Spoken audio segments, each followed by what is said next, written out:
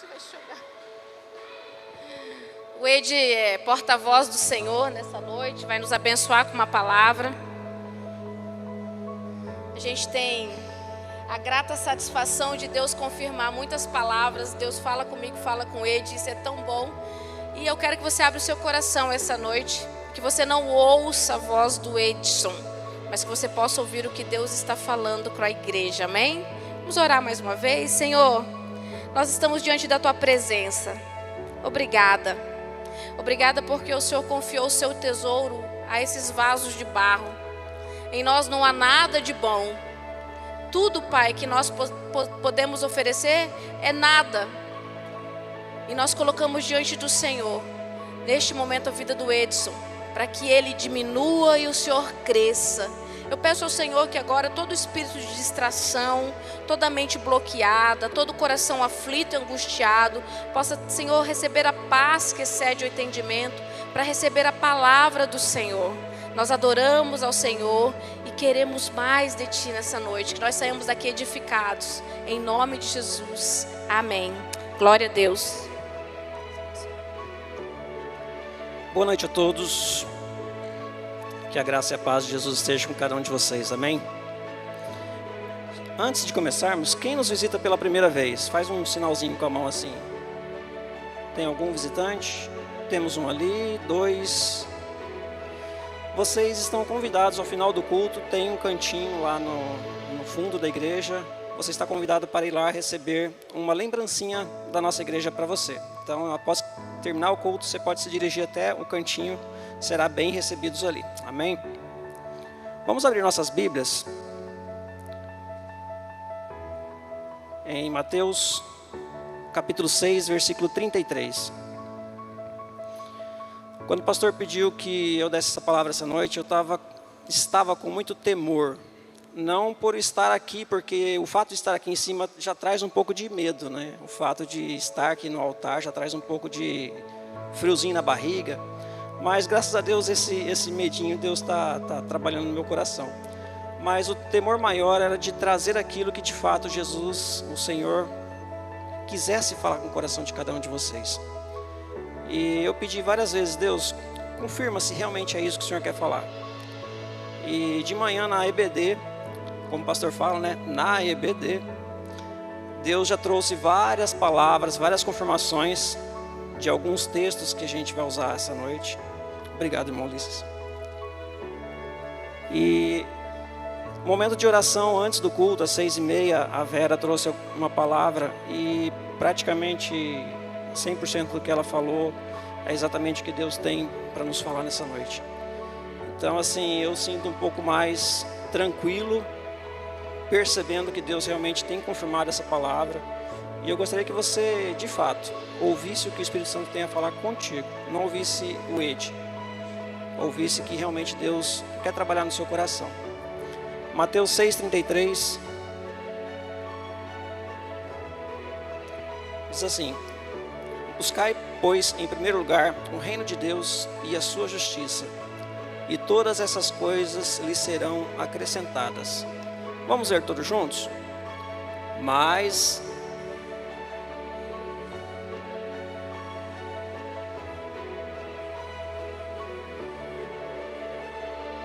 é interessante a gente observar esse texto. Quais coisas seriam acrescentadas se nós buscarmos o reino de Deus em primeiro lugar? Todas, né?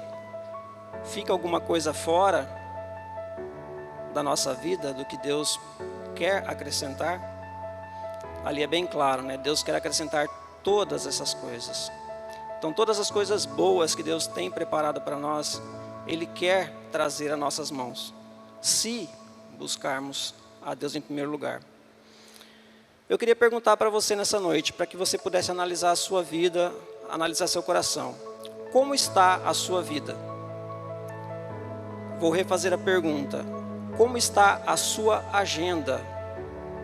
É interessante a gente analisar, eu falo por mim, toda vez que a gente encontra uma pessoa conhecida, um amigo, um parente, a gente fala: ei, como é que você está? Tudo bem? Falou, cara, tá uma correria, tá um negócio estranho, tá difícil e tal. E a gente percebe na conversa com a pessoa que 90% das pessoas que a gente encontra tem a mesma resposta. Ou a pessoa está com uma vida muito corrida, com uma vida muito agitada, a pessoa tem enfrentado muitas dificuldades, a pessoa está passando por um problema e a pessoa às vezes não tem tempo nem para descansar direito. Chega em casa, a primeira coisa que pensa é assim, eu vou dormir porque eu não estou aguentando mais. Acorda no outro dia de manhã, antes de tomar café já está lembrando, poxa, eu tenho que correr, resolver aquela situação, tenho que pagar aquele boleto, eu tenho que fazer aquilo. Já foi o dia de novo, daqui a pouco já está em casa de novo, cansado, apenas para dormir. E aí esquecemos do essencial, do primordial na nossa vida, que é buscar o reino de Deus em primeiro lugar. E mesmo nessa correria, é interessante a gente parar e observar, se de repente um amigo nosso chega para a gente e fala assim, vamos lá em casa, vamos fazer um churrasquinho? Falou, opa, vamos? Não, mas espera aí, que dia que vai ser? Vamos sábado. Cara, mas sábado tem uma reunião. Que hora que vai ser o churrasco? Não, é lá para umas 8 horas. Falei, bom, a reunião é 8. Se eu conseguir adiantar um pouquinho a reunião, eu consigo chegar às 8 horas lá e comer um churrasquinho contigo ainda. Só que o que acontece? A reunião não presta atenção na reunião, chega no churrasco atrasada. Quando vai comer o churrasco, a carne já está seca, porque todo mundo já comeu, sobrou só a seca lá, ele chegou atrasado. Ou seja, não aproveitou nem a reunião e nem do churrasco, porque ele lotou a agenda dele de uma forma que ele não está tendo tempo nem para discernir o que ele é primordial na vida dele. Ou seja, a agenda dessa pessoa está completamente lotada. E se a gente for analisar a nossa vida, a gente tem lotado a nossa agenda de tal ponto que a gente não tem tirado tempo para o que é essencial. Eu estou lendo um livro, o nome dele chama Essencialismo. Deixa eu só ver onde é que está o nome do autor aqui.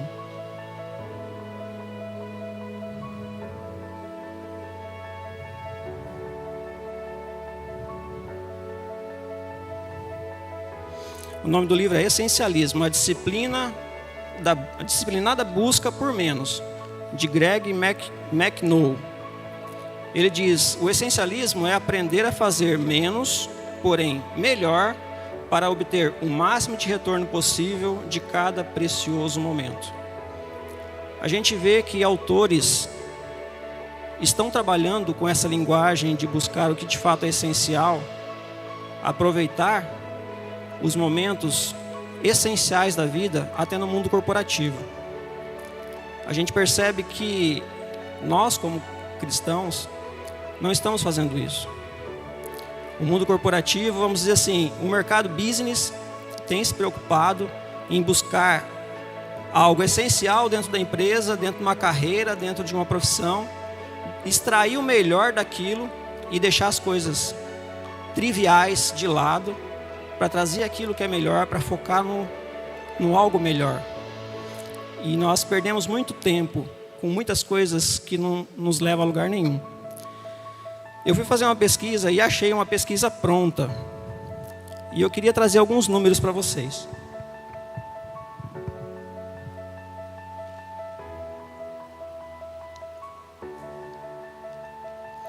Só para a gente perceber quanto tempo as pessoas gastam.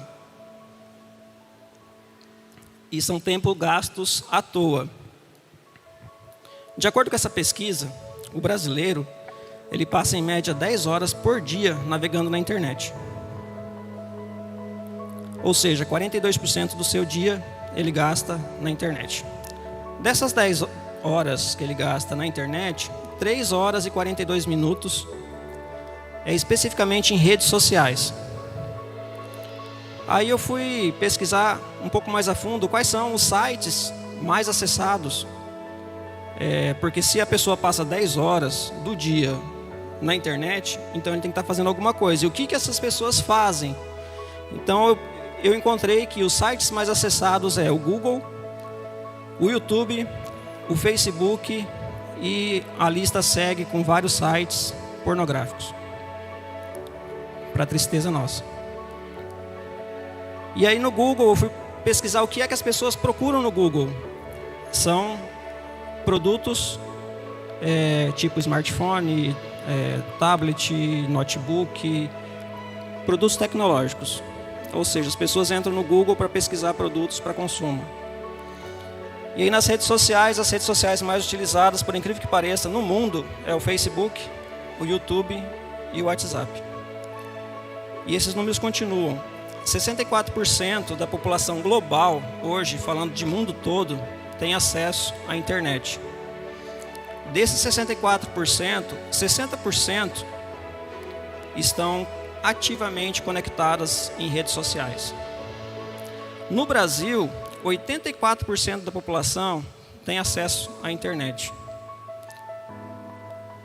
E é interessante se a gente observar, até vi um texto de psicólogos falando sobre a utilização das redes sociais, e até escrevi a frase que ele coloca. Ele fala assim: vale lembrar que as pessoas que seguimos muitas vezes postam somente a parte boa de suas vidas, fazendo parecer que a vida é 100% maravilhosa, estipulando um grau elevado de felicidade que não existe.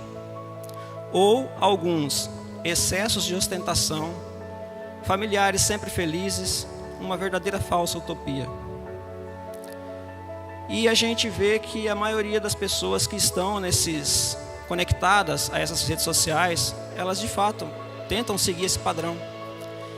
E vários psicólogos já têm falado que esse acesso exacerbado da tecnologia, dos meios de comunicação, das redes sociais, tem mudado o perfil das pessoas, tem mudado a forma que as pessoas olham para o mundo.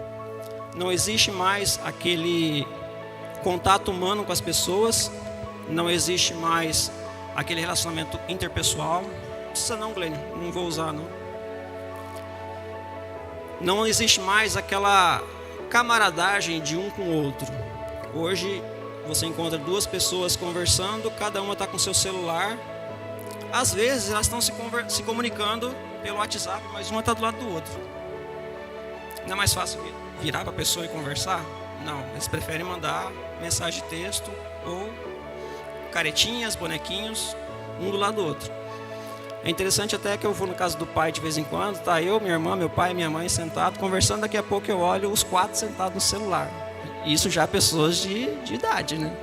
Imaginem os adolescentes de hoje em dia. E aí esses psicólogos falam que isso tem trazido uma certa frustração, porque esse grau de beleza, esse grau de felicidade que as redes sociais oferecem é inalcançável, é inatingível. As pessoas não conseguem atingir esse padrão. E a pessoa se frustra porque não consegue alcançar esse padrão. Muitas vezes padrão de beleza. Aí as pessoas se questionam: por que ele pode e eu não posso? Por que fulano pode ter um iPhone e eu não posso? Aí começa também a questão do consumismo. E é interessante essa pesquisa. E aí um jornal americano, ele diz que o tempo médio ideal que uma pessoa passe na internet seria apenas de 30 minutos. E vários psicólogos falando sobre essa questão que causa transtornos de ansiedade gravíssimos nas pessoas. E aí eu volto para o texto que nós começamos a mensagem de hoje: mas buscai, em primeiro lugar, o reino de Deus. Isso tem tirado a nossa atenção do reino de Deus. Parece que não, mas se nós formos analisar a nós mesmos, eu falo por mim também, muitas vezes eu paro e penso: poxa, eu estou passando tempo demais no celular. E eu não sou muito de redes sociais, eu sou mais de joguinhos. A minha esposa, sábia, orientada por Deus, toda hora me fala: ei, você está perdendo tempo com isso, você pode aproveitar seu tempo de outra forma. E de fato, a palavra de Deus fala sobre isso. A gente joga nosso tempo fora por pouca coisa. Nós perdemos tempo, poderíamos fazer outras coisas mais essenciais para o reino de Deus. O autor Lin Yutan, ele diz: a sabedoria da vida consiste em eliminar o que não é essencial. Ou seja, tira fora da sua vida tudo aquilo que não é essencial, deixa apenas aquilo que é essencial. Tem uma frase que eu já vi vários pastores falar e já vi em várias palestras, que diz assim: compramos o que não precisamos com o dinheiro que não temos, a fim de impressionar pessoas de que nem gostamos. Aí para que compramos então? Só para dizer que eu comprei? Para que ter um iPhone? Isso é só para mostrar para as pessoas, mas as pessoas nem ligam para você só porque você tem um iPhone. Será que de fato isso é essencial na sua vida? Muitas vezes esse dinheiro gasto no iPhone não poderia ser utilizado, como diz minha esposa, em algo na casa que pudesse trazer um conforto maior para a família. Às vezes a gente ostenta demais coisas que não é necessário. Eu queria ler um texto, mas antes desse texto, está lá em 1 João 2, 15 e 17. Eu queria trazer isso para a gente refletir. Toda essa busca incessante é simplesmente pelo ter, pelo fato de mostrar para as pessoas que eu tenho um carro do ano, uma casa nova, chique, um telefone, um celular moderno, algo que me dê status, que as pessoas se agradem do que eu tenho e que muitas vezes não vai trazer benefício nenhum, não vai te atrair a pessoa nenhuma. É o que esse texto nos fala em 1 João 2, versículo 15 ao 17. Eu vou ler na minha versão, que é um pouco diferente, mas dá para vocês seguirem ali. Não amem o mundo, nem o que nele há. Se alguém amar o mundo, o amor do Pai não está nele. Pois tudo que há no mundo, a cobiça da carne, a cobiça dos olhos e a ostentação dos bens, não provém do Pai, mas do mundo. O mundo e sua cobiça passa, mas aquele que faz a vontade de Deus permanece para sempre. Eu li esse texto e esse texto tem falado comigo várias vezes, porque uma das coisas assim que me preocupa muito, que já me fez ter crises de ansiedade, é a falta de dinheiro. O fato de a gente ter uma empresa e lidar com pagamentos de boleto, funcionário, mercadoria constantemente, e você vê que ali precisa pagar aquele boleto daquele fornecedor, precisa pagar um funcionário e você não tem dinheiro, aquilo acaba gerando uma situação na sua mente para assim, poxa, eu preciso de algum lugar tirar dinheiro. E essa busca incessante por arrumar dinheiro de qualquer lugar, não importa de onde fosse, para poder cobrir aquela situação, me levou algumas vezes a crise de ansiedade. E muitas vezes a gente tem amado o mundo, amado as coisas que o mundo nos oferece. Eu fui procurar saber o que é que ele fala aqui nessa cobiça da carne, a cobiça dos olhos e a ostentação dos bens. O dicionário diz o seguinte, que a cobiça da carne é caracterizada pelo uso do desejo e prazer sexual como único sentido da vida.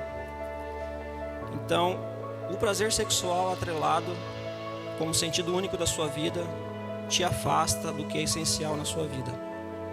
Tira o seu foco do que de fato é essencial. A cobiça dos olhos. Cobiçar não é apenas admirar algo à distância, e sim possuir uma pretensão irreprimível, exagerada e individualista de apoderar-se do bem de outrem. Podemos afirmar que a cobiça dos olhos é uma ostentação mental, tentação, aliás, que vem através do comando da mente. Ou seja, cobiçar não é apenas admirar o bem do próximo, mas querer aquilo que o próximo tem. Eu vejo o carro do Ulisses e falo assim, poxa, que carro top, eu quero um carro desse, mas não, você quer o carro dele. A cobiça dos olhos seria isso. E a ostentação da vida, no caso, seria as riquezas, a expressão de luxo, exaltação de bens, joias, dinheiro, propriedades, enfim, tudo aquilo que quando você foca demais, você perde o sentido da vida, perde a essência da vida. Então, mais uma vez, eu volto ao texto que nós começamos. Buscai primeiro o reino de Deus e todas essas coisas serão acrescentadas. Quando nós buscamos em primeiro lugar o reino de Deus, essas coisas Deus nos concede de acordo com o que nós estamos preparados mental, espiritual e fisicamente. De acordo com o que Deus acha que eu estou preparado para receber. Outro texto que eu queria ler, Mateus 24, 37 a 39.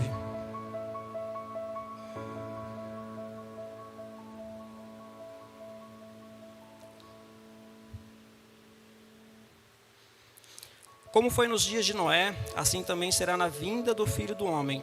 Pois nos dias anteriores ao dilúvio, o povo vivia comendo, bebendo, casando-se e dando-se em casamento, até o dia que Noé entrou na arca. E eles nada perceberam até que veio o dilúvio e os levou a todos. Assim acontecerá na vinda do Filho do Homem. É interessante que isso aconteceu no passado e está se repetindo de novo. Na época de Noé, Noé começou a construir a arca, as pessoas viam que ele estava construindo a arca e muitos riam dele. Isso é louco, para que fazer um negócio desse tamanho? E Noé avisava, falou, vai acontecer. Vocês precisam se arrepender, vai acontecer. E as pessoas tiravam sarro dele. Foram 120 anos Noé ouvindo pessoas tirando sarro dele. E de fato aconteceu. Choveu 40 dias e 40 noites. E essas pessoas que riram dele, todos morreram, sem salvação. E Noé e sua família estavam na arca, foram salvos, porque eles obedeceram a Deus, obedeceram às ordens de Deus. E por que eu quis trazer esse texto? Para que a gente pudesse observar o que está acontecendo hoje no nosso mundo. Terremotos, furacões, tempestades, inundações, aquecimento global, ondas de calor fora do comum. Nós podemos perceber que todos esses itens estão inclusos nas profecias da Bíblia, que nos últimos tempos aconteceria. Esses fatos irão acontecer para que se cumpra a vinda de Cristo. De acordo com alguns teólogos, apenas 2 itens, 2 profecias faltam para ser cumpridas, para que Jesus Cristo de fato volte. Que seria a Terceira Guerra Mundial e seria que todo o Evangelho, que todas as pessoas ouvissem o Evangelho da Palavra de Deus. A Terceira Guerra Mundial, a gente pode perceber, de acordo com as coisas que estão ocorrendo, não está longe de acontecer. E o Evangelho ser pregado em todo o mundo, nós podemos ver que 64% da população já tem internet. Então essas pessoas que têm internet já têm acesso à Palavra de Deus. Porque na internet tem muitos pregadores anunciando a Palavra de Deus. Ou seja, irmãos, a vinda de Cristo está bem próxima. Quando esses textos foram escritos, faltava muito tempo para isso acontecer. Mas hoje, eu não tenho previsão. Mas eu acredito que não passa de 10 anos, Jesus volta para buscar a sua igreja. E assim, o que me deixa mais triste e aflito e agoniado quando eu vejo isso aqui, é a quantidade de pessoas que estão morrendo sem ouvir falar de Jesus. Esse conflito lá no Oriente Médio, quantas pessoas morreram? Só por o início da guerra, mais de 900 pessoas morreram nos primeiros dias. Imagina quantas mais, eu não sei os números atuais, mas nesse conflito muitas pessoas já perderam a vida. E a maioria delas não conheciam Jesus. E hoje, nessas tempestades, nesses furacões, nesses vários eventos climáticos que a gente tem acompanhado, quantas pessoas estão morrendo? E será que elas já ouviram falar de Jesus? Como a Vera colocou ali, nós somos o João Batista dessa época. Nós somos o porta-voz da palavra de Deus. Quando o texto fala buscar em primeiro lugar o reino de Deus, o que é buscar em primeiro lugar o reino de Deus? É fazer aquilo que Deus mandou a gente fazer. Eu falo isso porque eu não tenho conseguido cumprir essa missão que Deus deixou. Eu tenho sentido dificuldade de cumprir essa missão, de falar de Jesus para as pessoas. Mas é algo que Deus deixou como mandamento. Em Mateus 28, 19 e 20,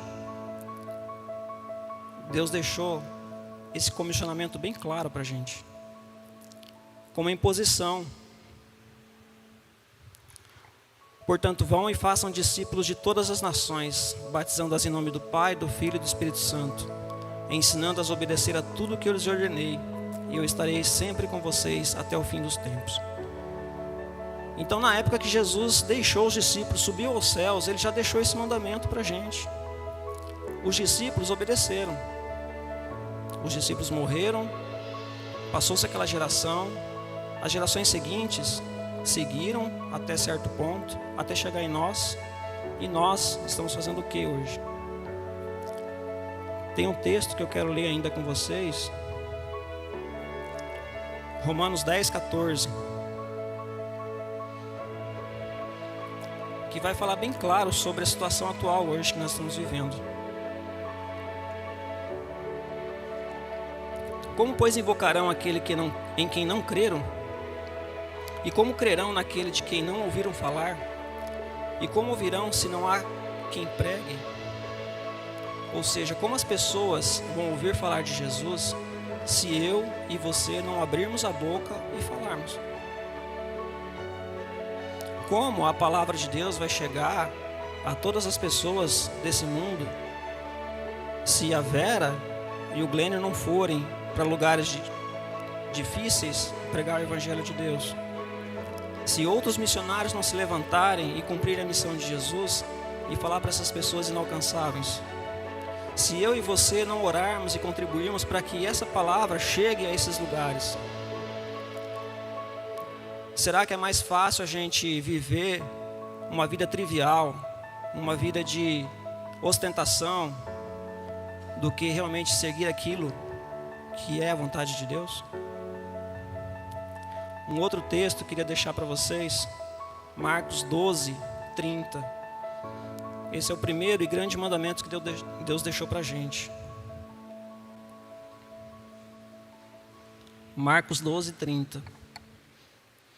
Ame o Senhor, o seu Deus, de todo o seu coração, de toda a sua alma, de todo o seu entendimento e de todas as suas forças. Se a gente for olhar aqui, o que é que sobra? Amar a Deus de todo o coração, ou seja, a nossa vontade superior é fazer a vontade de Deus, deveria ser fazer a vontade de Deus, de toda a nossa alma, ou seja, qualquer desejo, qualquer emoção, qualquer coisa que invada nossas emoções, Deus tem que estar em primeiro lugar. E de todo nosso entendimento, ou seja, a nossa mente está em primeiro lugar, o reino de Deus, a vontade de Deus, amar a Deus, e de todas as nossas forças. Existe algo maior do que isso? Quando nós pensamos como marido e mulher, quando a gente ama a esposa, a gente quer sempre fazer o bem, o melhor, para que ela esteja bem.